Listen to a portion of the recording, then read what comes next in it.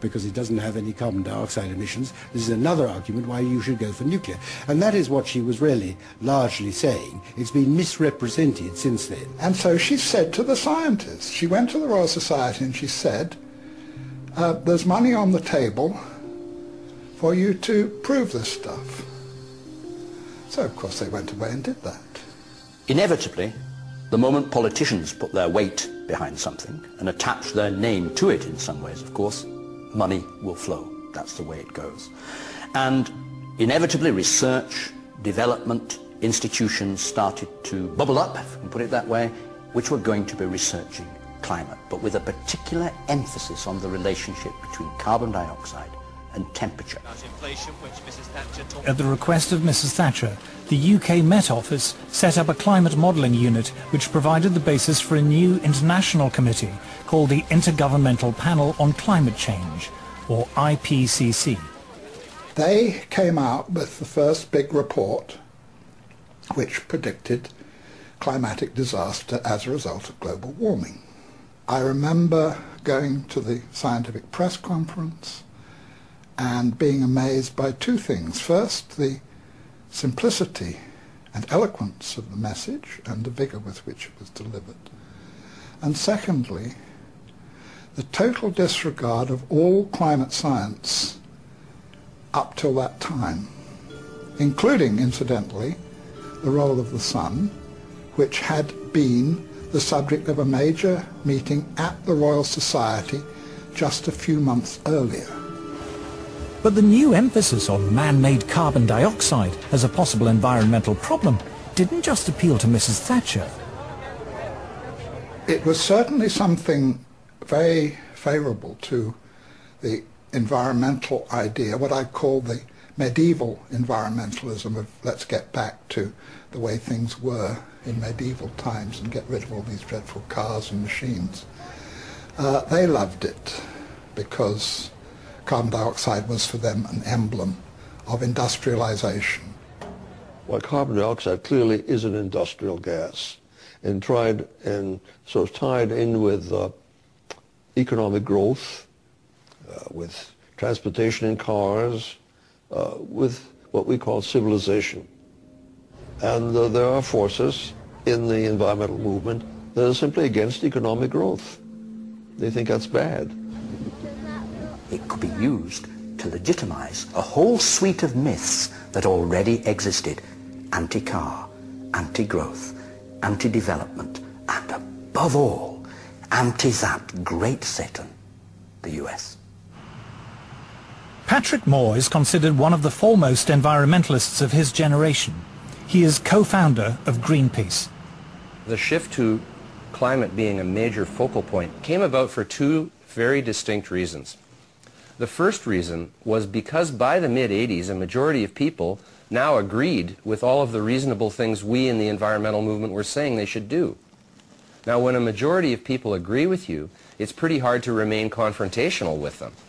And so the only way to remain anti-establishment was to adopt ever more extreme positions.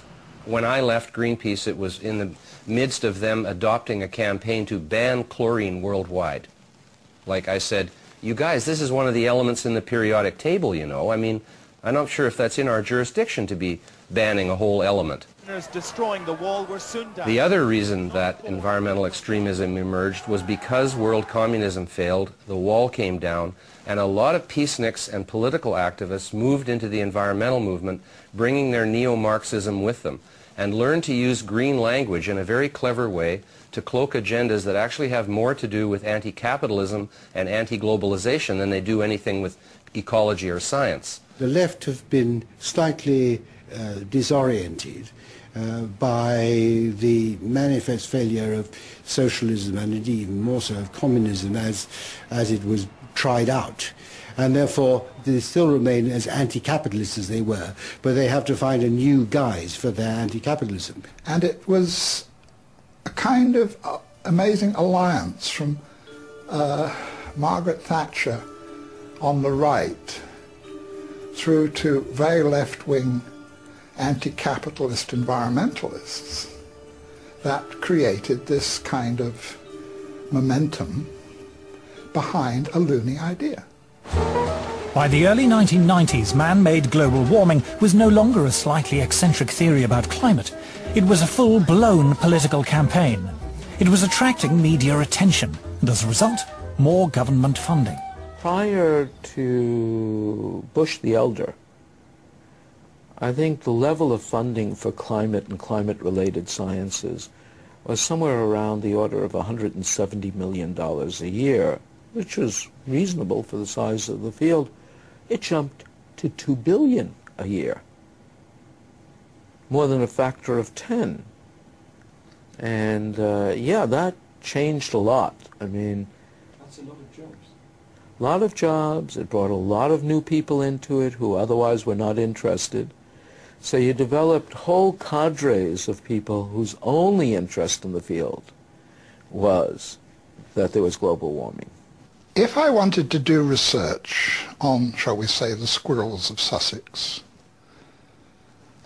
what I would do, and this is any time from 1990 onwards, I would write my grant application saying, I want to investigate the nut-gathering behavior of squirrels with special reference to the effects of global warming.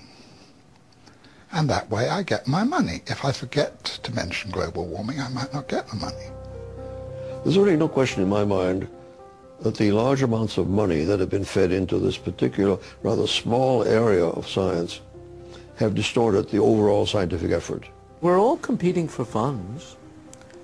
And if your field is the focus of concern, you have that much less work rationalizing why your field should be funded.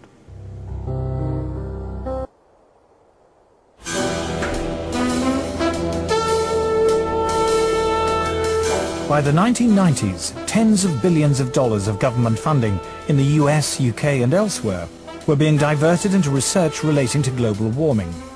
A large portion of those funds went into building computer models to forecast what the climate will be in the future.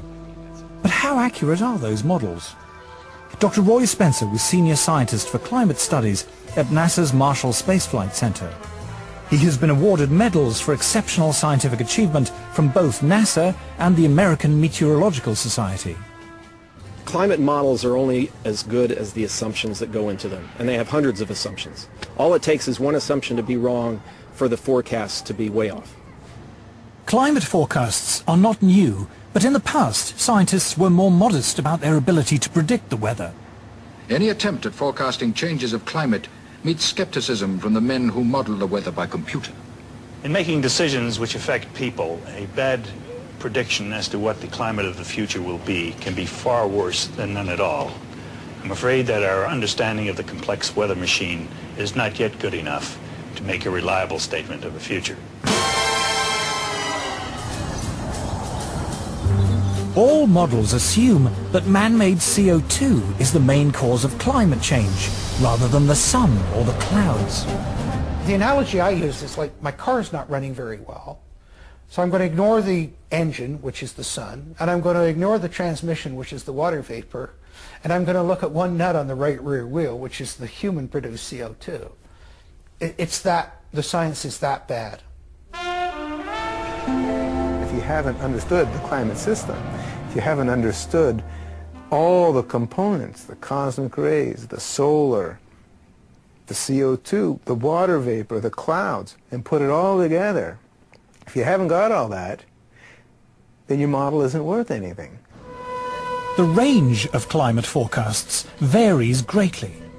These variations are produced by subtly altering the assumptions upon which the models are based. The models are so complicated, you can often adjust them in such a way that they do something very exciting.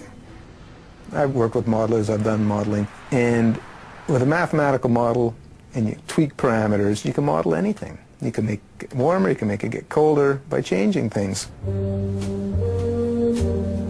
Since all the models assume that man-made CO2 causes warming, one obvious way to produce a more impressive forecast